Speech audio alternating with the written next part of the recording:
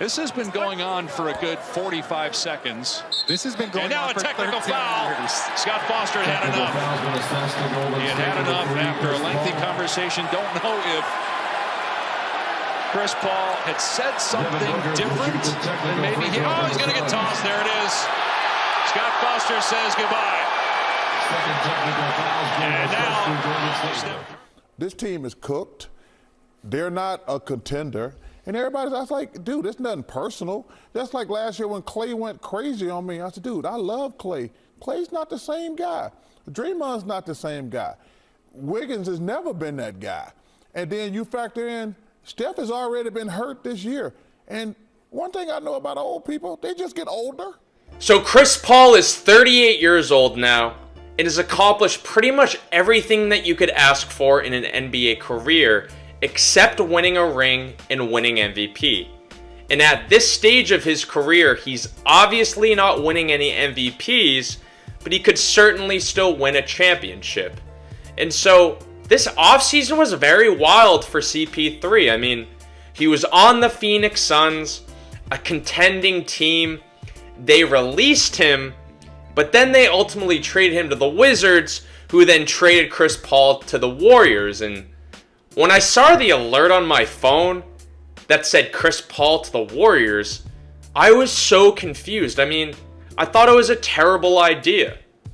Like, I feel like it's fair to say that Chris Paul's the second or third best point guard of the 21st century. In my opinion, he's the second best.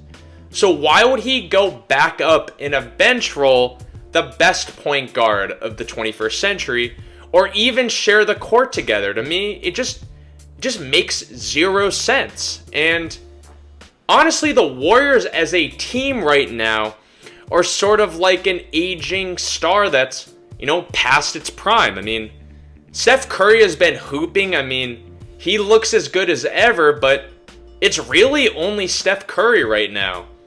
The offense is very stagnant, and really only things seem to be happening when Curry's hitting his shots and going ISO. I mean, Klay Thompson's washed. It's pretty obvious. I mean, how many injuries can you have? And he's getting older, and now he's emotional in press conferences too. Draymond Green thinks the NBA is now the WWE. I mean, he's headlocking dudes, and Andrew Wiggins hasn't been the same since that incident last season that sort of sidelined him indefinitely. And, the team just not going anywhere. They're a 500 team right now, and in my eyes, they're average.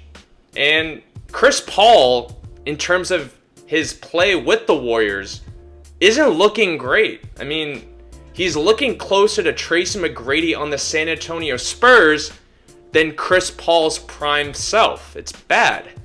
And when I look at the Warriors, when anybody looks at the Warriors, it's a lot of great names, right? Sort of like my fantasy teams that I draft.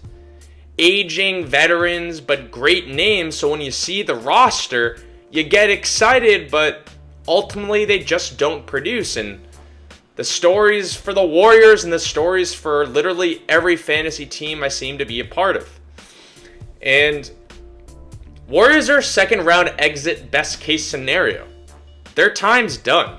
And Chris Paul was trying to ring chase correctly and wanted to do this role he's in right now, the bench guard that does 20 to 25 minutes a night. He should have done it correctly on a team that can win right now, not in 2016.